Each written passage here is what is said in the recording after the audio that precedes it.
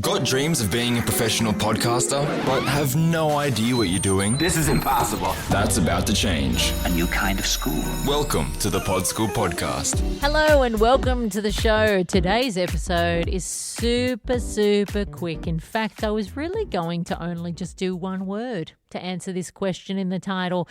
Should you release your show on the same day every week? The answer: yes. I could roll the credits right there, but I will give you a little bit more than that.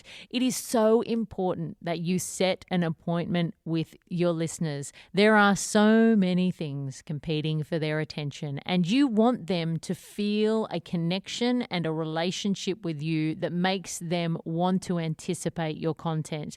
The only way to do that is to let them know that you can be relied on, that if they enjoy your content and are supporting you by listening to your show, that you are going to continue to turn up when you say you're going to turn up and give them fresh content. It really is a relationship that cuts both ways. Without an audience, you do not have a show. And without you actually sitting down at the microphone, then they miss out on content that they might enjoy. So it's important to understand how much of a privilege it is to have people who want to check in with your content. So you really do need to show them the respect by turning up.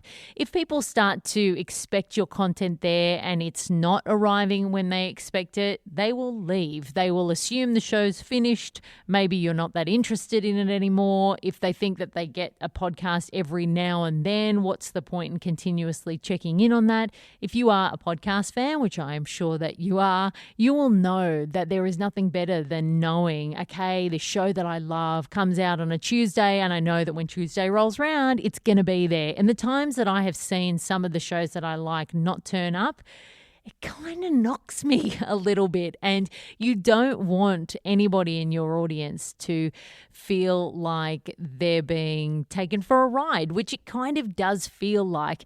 There's no way a television network wouldn't put the regular Wednesday night program on at the regular Wednesday night slot, and there is no difference in your show coming out via podcast.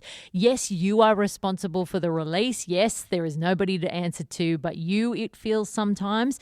But there are people to answer to, and that is the people who tune into your content, expect it, like it, and if you really want to build a relationship, then they have to feel respected by you, and that means showing up when you say you're going to show up. If you consistently deliver content to them when they expect it, you will slowly but surely build an audience, and you'll build an audience that feels connected to you and feels like they can trust and rely on you because they know that you will always be there.